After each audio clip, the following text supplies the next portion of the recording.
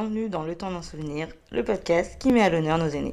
Aujourd'hui, en cette journée spéciale, puisque c'est la journée de la femme, j'ai le plaisir de vous présenter mon échange avec André, qui est une femme remarquable, disons-le nous, et qui franchement m'a profondément touchée.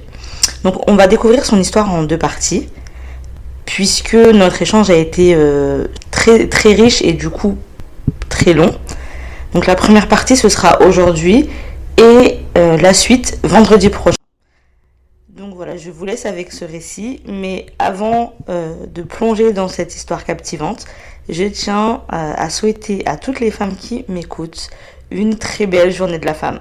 J'espère que cette journée vous apportera tout le bonheur que vous méritez. Bonjour, est-ce que vous pouvez vous présenter ? Je suis veuve. Votre prénom ? André. André, ok. André, c'est pas très beau. Je suis veuve depuis 2020, voilà.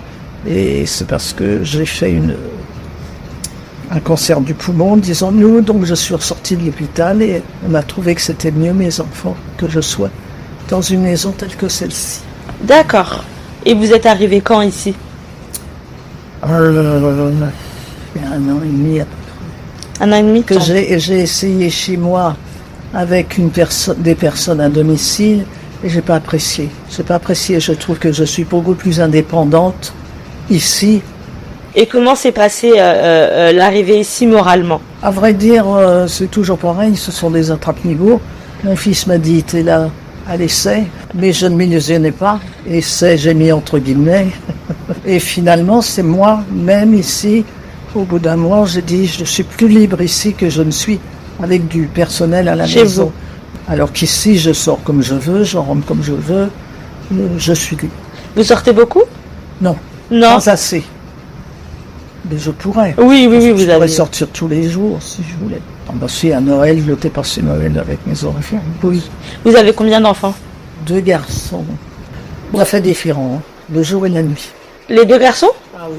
C'est vrai ? Ah oui. Qu'est-ce qui diffère chez eux au niveau caractère ? Il y en a un, c'est un grand philosophe, alors, très détendu, Et l'autre est beaucoup plus, c'est portable, c'est l'ordre, c'est lui qui se casse sur tout. D'accord. Quel métier vous faisiez ? Moi, j'étais secrétaire comptable. Et j'ai fait beaucoup de... Ça dépend, j'ai travaillé, par exemple, j'ai fait de la gérance d'immeuble. J'ai fait de la gérance d'immeuble et après, je suis allée... C'était très agréable, d'ailleurs. Je suis allée chez les auteurs-compositeurs de musique, à la SACEM. Alors, on avait le droit de voir... Parce qu'au début, vous savez, même les chanteurs bien connus, au début, ils venaient au guichet chercher leur... Bien sûr, bien sûr. Et vous aviez connu des grands chanteurs ? Oh, bon, j'avais Charles Dumont, surtout, que je connaissais bien. D'autant plus que Charles Dumont, je le retrouvais quand on sortait le soir, quand je le retrouvais pour danser. C'était devenu un ami ? Mais oui, mais on les voyait tous, hein, même Aznavour. Ils venaient, un qu'on voyait, par exemple, c'était Brassens. Ah, Brassens, ouais. il venait toucher tout de suite. D'accord. Et il y en a des tas qu'on ne connaît pas, parce qu'on connaît beaucoup les chanteurs, bien sûr. Les auteurs, les compositeurs, pas tous. Alors nous, on les avait, mais je n'ai pas retenu, on avait les fiches. Et vous, du coup, vous avez aimé votre métier ? Là, oui, parce que bon, voilà, j'étais marié, c'était différent. Mais ce que j'ai fait surtout, c'est de la... Avant, c'était de la gérance d'immeuble, qui m'a rendu service d'ailleurs par la suite. Parce que moi, attention, hein, avant de travailler, avant de m'en aller comme ça, j'étais en pension à 6 ans. Oui, oui, maman était seule, elle était divorcée, et j'étais en pension à 6 ans. Alors, à 6 ans, vous savez, mais j'ai suivi, et en revanche, j'ai quitté la pension parce qu'après, j'étais devenue un petit peu maman, j'ai perdu maman, donc j'avais 13 ans. Mais comme la directrice, tout le monde me connaissait bien, finalement, on m'a gardé, mon père n'avait pas tout à fait les moyens même de payer la pension, on lui a fait un prix pour que je puisse rester. Et comme j'avais très mauvais caractère, C'est vrai ? Oui. Alors, après, la directrice, naturellement, m'a pris. J'ai travaillé avec la sous-directrice au bureau. Bon, tout ça, ça allait très bien. D'autant plus qu'on recevait beaucoup. Vous savez, à l'époque, on faisait des échanges avec l'Angleterre, par exemple. Ah Vous avez oui, des oui, groupes. oui. Et alors, quand effectivement. c'était les vacances, elle prenait des groupes comme ça. Alors, c'était relativement très, très sympa. D'ailleurs, j'ai failli partir. À un moment donné, la directrice, ça ne me plaisait pas, m'a mis avec 2 petites gamines qui étaient là pour manger à part, des surveillantes et tout. Alors moi, je n'étais pas ravie. Et ils devaient être en Italie. Ça devait être plutôt des Italiens, je pense. Et ils voulaient absolument que j'aille avec eux pour m'occuper de leurs filles par la suite. Ah, je voulais pas partir. Non, je voulais pas partir. Non, je suis resté là, c'est parce que toujours pareil, mon caractère, à un moment donné, je me dis j'en ai assez, je m'en vais. Comme ça que j'ai été habité, comme j'avais pas de local ni rien, que j'étais habité d'abord chez des amis, des Pyrénées, qui m'ont accueilli. Et puis je suis resté là, j'ai continué à travailler puisque je travaillais, je connais très bien les quartiers, et à Notre-Dame de Lorette. Et là je suis resté un moment avec beaucoup parce qu'à l'époque on n'avait pas de logement. Mais en sortant de votre pension, c'était dans un foyer. Comment? En sortant de cette pension, pourquoi vous n'avez pas été chez votre papa? Vous n'étiez pas proche de lui? C'était un monsieur très spécial. C'est vrai? Ouais. Certainement aujourd'hui je le juge beaucoup moins. Aujourd'hui je me rends compte, je me dis lui-même a été l'aîné, vous savez les Bretons, l'aîné avec une belle-mère et l'aîné de 8 enfants. Il était très gentil, mais et après quand vous vieillissez, vous regrettez. Parce que après j'ai connu un peu plus grâce à mon fils d'ailleurs qui a fait des recherches généalogiques importantes. Et je me suis aperçu que c'était il avait un certain caractère. Finalement, il a fait ce qu'il a pu. Ouais, avec ce qu'il avait à cette époque. Mais moi, je me suis fâché avec lui. Donc, je ne sais même pas. Il n'a pas de temps, il n'a rien. Je suis parti en vitesse. J'ai dit, je ne reviens plus. Et c'est un regret? Oh, oui, parce que j'aurais pu finalement venir un petit peu plus tard. Et puis, parler un peu avec lui et tout, je l'ai pas fait. Parce qu'à l'époque, on est très ignorants finalement. Parce qu'on n'avait pas les enseignements, justement aussi écologie, tout ça. C'est ça, c'est exactement ça. Ouais. À l'époque, ça n'existait pas. Alors non. Oui, c'est un regret surtout pour lui, moi. Mais non, j'ai eu tort parce que mon père, finalement, je me suis aperçu après, grâce aux recherches, qu'il avait perdu aussi lui. Sa maman à 6 ans, était une belle-mère qui était l'aînée de 8. Donc lui-même était aussi en difficulté. Mais en revanche, j'étais étonné parce qu'il a quitté l'école à 12 ans et il faisait partie de ces générations. À l'époque, je pense que vous avez entendu ça. À 12 ans, il me voyait écrire où il se fâchait, en plein beaucoup, où il se fâchait, il disait non, c'est plein. Il me disait c'est Berchelier qui me salue, c'est vrai. Ah bon? Ah, et il écrivait, quand avec les photos de ma main, je ne sais pas, il soit bien assistance publique. Et d'accord. À l'époque, oui, maman était à l'assistance publique. Et à l'époque, maintenant vous pouvez. Mon fils il est remonté très loin et on peut. Mais à l'époque, c'était pas encore. Les dossiers étaient. Je ne sais pas où il est, je ne sais pas qui en avait, je ne sais rien. Ça travaille, ça.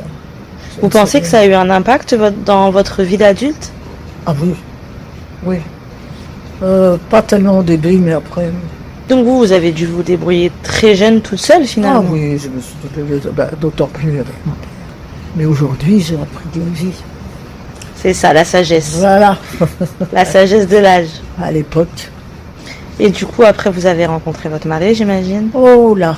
Alors là, si je suis justement, là, j'ai fait rapporter par mon fils pendant 2 ans. Si vous étiez dans ma chambre, j'ai une petite valise. J'ai 2 ans de... 2 ans de lettres? C'est vrai? Parce que, du coup, votre mari, vous l'avez rencontré comment? J'ai rencontré mon mari parce que j'avais une institutrice. Mais je l'ai rencontrée parce que cette institutrice qui qui voyait bien, moi je sortais pas le dimanche, on était très peu, je sortais pas, tous les enfants sortaient, nous on faisait partie d'un petit groupe qui sortait pas le dimanche. Et cette institutrice s'est prise d'affection pour moi, et un peu trop d'ailleurs à un moment donné, et elle m'a emmené un jour, elle m'a emmené, elle connaissait ma belle famille, elle avait été déjà petite mère de la dame chez qui j'allais, en pension. Alors elle m'a emmené de temps en temps, elle m'a emmené déjeuner chez elle, et cette dame, j'avais des belles-sœurs qui étaient monozygotes. Très spécial. Hein. Ouais, c'est rare. C'est rare, mais elles étaient monozygotes. Vous les voyez dans la rue, hein. Elles se sont... Un jour, il y a on ne peut pas les différencier. Qui a été à danser, là, on a allumé. Il a dit, ah, vous êtes deux. Il était perdu. Il était perdu. Alors elle m'a emmené chez ses sœurs. Et là, parce que ça, c'était la famille habituée, elle mettait très les uns avec les autres. Et là, le petit frère qui habitait dans l'immeuble à côté est monté, comme souvent, chez sa sœur. Enfin, chez une de ses sœurs, monozygote. Et là, il m'a vu. Et là, lui, ça a été tout de suite. Le coup de foudre. Tout de suite. Et vous? Moi, non, parce que je ne pensais pas. Je ne pensais pas. Alors, lui, il faisait des études d'architecture. Et il nous a invités parce qu'il connaissait la Algérie. Et il m'avait demandé de lui trouver des jeunes filles qu'il connaissait déjà pour aller au bal d'architecture. Et on a été au bal d'architecture à l'époque. À l'époque, il faisait des bals costumés. C'était pas mal, hein. Alors, on était costumés, bon. Et puis, bon, bah voilà. Puis après, cette institutrice m'a emmené beaucoup plus souvent quand je pouvais que nos journées de repos parce que j'avais un week-end sur 2 seulement. Je travaillais énorme. Le petit frère est monté de voir sa sœur. Il m'a vu. Et là, coup de foudre. Et vous m'aviez dit que vous aviez 2 ans de lettres. Donc, du coup, vous avez correspondu pendant un moment avant de... Ah, bah, c'est pas ça, parce que, naturellement, alors, ce qui est très curieux, c'est que ma belle-mère mon beau-père l'avait connue à la guerre de 14. Vous savez, en Lorraine. Il était militaire dans son patelin, et c'était l'aîné de 8 enfants. Et c'était par Paris, dans un petit village de Lorraine. Et il y a qu'ici, j'ai davantage réfléchi, j'ai compris, ça fait quelques années seulement. C'était elle qui faisait obstruction avec mon mariage. Ah, c'est parce que vos beaux-parents ne voulaient pas? Enfin, en tout cas, votre belle-mère. J'en avais pas. Vos beaux-parents. Mes beaux-parents. Mon beau-père, à la limite, mais non, ma belle-mère ne voulait pas. Alors, longtemps, vous voyez, j'ai pas compris. J'ai dit quand même, c'est elle qui vient d'un milieu, qui pousse un monsieur. C'était pendant la guerre, hein, à l'époque, qui serait architecte. Et c'est elle qui ne veut pas. Et après, j'ai compris. Là aussi, je voudrais les comprendre. J'ai dit, elle est 50 ans, je ne vais pas le dire, ça m'intéresse. Elle a été avec M. Sauron, qui est un vrai architecte, en était ami. Elle avait un fils qui faisait une architecture. Elle rêvait, son fils rêvait beaucoup mieux qu'une fille qui n'avait pas de suivre, de pas de famille. Ouais, c'était plus une affaire de classe sociale qu'autre chose. Oui. Mais sur le moment, en revanche, quand je me suis mariée, Suzanne Nermec, c'est une belle-mère très gentille. Très. D'accord. Très gentille. Non, mais c'est amusant parce qu'après, elle, mes beaux-pères, à la limite, alors faut vous dire qu'on s'est fréquenté, mais une maman était au service militaire et à l'époque. Ah, il était obligatoire. Parce qu'il était sous-lieutenant. Ok. Alors, il était en Allemagne. Il venait, et il arrivait chez lui à 23h le soir. Il arrivait à 18h. Et à 18h, il allait rue du Retrait, il venait me chercher. D'accord. Et un jour, voilà que son père veut le voir à Cobronze, il veut revenir, et il dit, je voudrais tel train. Et le gars lui dit, mais il n'y en a pas de train, ce train. Ah ben, il dit si. Il s'est fait prendre en flagrant délit, là. Je dis, si, il y a un train. Il était avec vous. Je vous dis qu'il n'y a pas de train. Mais non. Alors ce soir-là, ça a éclaté, et puis mon père m'a rien dit à son père. Son père a dit, ben. Et après, mon beau-père mes beaux-parents étaient, même ma belle-mère, très gentille. On a vécu dans le même immeuble. D'ailleurs, on était avec elle jusqu'au bout. D'accord. Elle est morte chez elle. Non, moi, j'ai pas eu un problème de mes beaux-parents. Mais bon, vous voyez, c'est un peu votre rôle. Moi, je trouvais extraordinaire qu'une femme qui venait de Sac-en-Brou, de sa campagne, elle ne trouvait pas que c'était assez bien d'épouser une fille pour son fils. Ouais.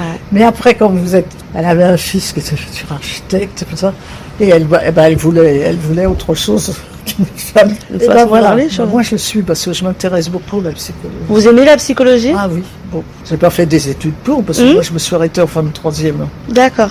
Mais à l'époque, en fin de troisième, on savait beaucoup plus de choses. Ouais, le niveau était qui savent maintenant au bac, qui ne savent. Vous dites, vous intéressez à la psychologie, vous avez lu des livres? Oui, je lis peu de romans. Vous êtes connecté un petit peu à Internet? Oh non. Non. Pas pour ça. Non. Pas pour ça. Il y a plein de choses. Hein. Oui, mais moi, je sur la psychologie. Tiens, j'ai même la psychologie pour les nuls. Vous savez, les nuls, ce sont des très bons livres. C'est vrai. C'est vrai. Ils sont plus simples. Voilà. Du coup, les religions, parce qu'on ne les connaît pas toutes. J'ai les religions, j'ai la philosophie, j'ai des choses comme ça. Vous êtes curieuse. Bah, c'est-à-dire que je regrette un peu d'avoir mon âge et de ne pas avoir su avant. Mais quand on n'est pas conseillé. Et puis mon père, finalement, je m'en suis voulu parce que je me dis finalement. Lui, il faisait avec ce qu'il avait, mais vous aussi. Est-ce que je pense qu'il y a. Faut pas regretter dans le sens où. J'en suis sûr. C'était pas mal. Alors après, j'ai vécu un peu toute seule, comme ça, en me logeant. Mais ma belle-mère, oui, j'ai eu du mal et puis après j'ai compris.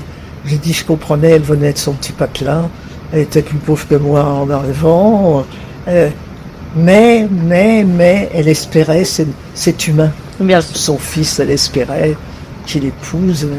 Alors au départ, même le jour du mariage, on ne peut pas dire qu'elle avait l'air heureux, mais je peux dire qu'après... Ça s'est super bien passé. Ah oui, elle était très très gentille. Elle était très gentille. Et d'ailleurs, vous vous rendez compte, la chance qu'elle avait. La belle-mère, bon, alors on avait connu son mari dans la guerre de 14. Parce que lui était militaire, il est passé dans ce petit village. Et j'ai retrouvé des petites cartes de mon beau-père, pas beaucoup d'eux, où il demande à son grand frère, parce qu'il y avait des garçons. D'ailleurs, quand je suis arrivé ici, on m'a dit Sandra pour la reine. Je dis oui. Tout le monde connaissait, tout le monde connaît. Alors, voilà, j'ai retrouvé deux petites cartes. On me demandait, c'est curieux, demander à son grand frère de pouvoir, auprès de maman, être son interprète pour la petite jeune fille qu'il avait connue en faisant la guerre, en Lorraine, et naturellement qui n'était pas du même milieu. Bien sûr. Ils étaient 8, c'était l'aîné, les 7 derrière elle. Alors, à son grand frère. Et la petite carte aussi de 1917, c'était pendant la guerre, où il remerciait Julien. Je te remercie d'avoir été mon interprète auprès de maman. Alors, quand vous lisez ça, vous dites, bon, vous pourriez penser qu'elle va accepter. Non, c'est curieux là, la tête. Après, moi, j'étais pas assez bien pour son fils. Ouais, comme quoi. Oui, mais c'était son fils, futur architecte. Elle espérait le mieux pour lui. Finalement, vous avez été bien pour lui. Vous êtes resté marié combien de temps? Mais du jour où j'ai... Bon, je peux pas dire que le jour de mariage, elle faisait beaucoup de sourires, non. Mais, en revanche, je peux dire qu'après, elle a été... Tout s'est bien passé. Oui, elle était d'une très grande gentillesse. Et vous vous rendez compte ce qu'elle avait? Ça, on ne doit pas souvent vous le dire. Nous habitions à la nuit de Breteuil, là-bas. Elle a vécu, parce que mon beau-père est mort d'une tumeur au cerveau relativement pas très très âgée. Et elle était dans l'immeuble. Elle avait ses 3 enfants dans l'immeuble et tous ses petits-enfants. Ça, c'est magnifique, hein? C'est magnifique. C'est magnifique. Moi, j'ai jamais vu ça. Quand j'y ai pensé après, j'ai dit... Alors, le dimanche, elle ne se posait pas de questions. Elle avait 3 enfants, dont mon mari, bien sûr. Puis c'est monozygote avant. Et elle n'avait pas de questions. Un dimanche c'était l'une, un dimanche c'était l'autre, un dimanche. Et on recommençait, elle passait jamais un dimanche. Mais ça devait être, même pour vous, ça devait être agréable, c'était très convivial. Oui, convivial. C'est quand même. Ouais. Moi je dis une vie. Elle se rend pas compte, mais elle se rendait pas compte, mais c'est extraordinaire. Moi j'ai jamais vu ça. D'accord. Elle est décédée d'ailleurs. Elle habitait juste au-dessus de chez sa chambre à la fin, donnée au-dessus de la nôtre. Alors j'avais dit à l'infirmière, bon, on avait été quelquefois couchés, mais quand elle avait une infirmière, je lui disais, vous tapez s'il y a quoi que ce soit. Ah. D'ailleurs c'est curieux, parce que j'ai vu ça. Je ne pensais pas que ça existait. J'ai vu le passage de la mort. C'est vrai? Au moment où elle est partie, le visage. Vous savez, c'est comment dirais-je, c'est quand vous appreniez les fables de La Fontaine. Il y a je ne sais plus quoi et la mort, le jeune Jean la mort, là. Eh bien, il est représenté. C'est exactement ça. Ça fait un drôle d'effet. J'ai vu le moment où... Et vous, de voir ça, est-ce que ça a changé votre vision des choses après? De pouvoir d'avoir vu cette... Non, la mort, c'est physique. C'est... Ouais. On y va tous. Vous avez pas peur? Moi, attendez, j'ai pas peur. J'avais peur. J'avais très peur de la mort. Ce qui est dommage, c'est pour ça que je dis quand même, c'est dommage de avoir des connaissances un petit peu avant. Vous les avez pas, surtout moi.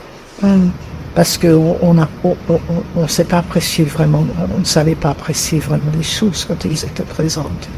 Même maintenant, même à la fin, il faut bien dire. Et voilà, c'est déjà la fin de cet épisode. J'espère sincèrement que vous avez apprécié cet épisode autant que j'ai aimé échanger avec elle. On a eu la chance de découvrir André qui nous a ouvert son cœur et qui nous a aussi beaucoup parlé de son papa et notamment comment elle a réussi à prendre du recul avec les années sur la relation qu'elle avait pu avoir avec lui et notamment grâce à la psychologie. Donc dans le prochain épisode, vous verrez qu'elle nous parlera un petit peu plus de son mari et je vous garantis que les émotions seront au rendez-vous. Donc en attendant, n'hésitez pas à partager cet épisode avec vos proches et à le noter sur toutes les plateformes de podcast d'ailleurs, Spotify, Deezer. D'ailleurs, bonne nouvelle, Le Temps d'un Souvenir est enfin sur Apple Podcast. Donc vous pourrez également me laisser un commentaire. Donc je vous donne rendez-vous la semaine prochaine pour une nouvelle dose d'inspiration et de belles histoires. D'ici là, prenez soin de vous et à bientôt.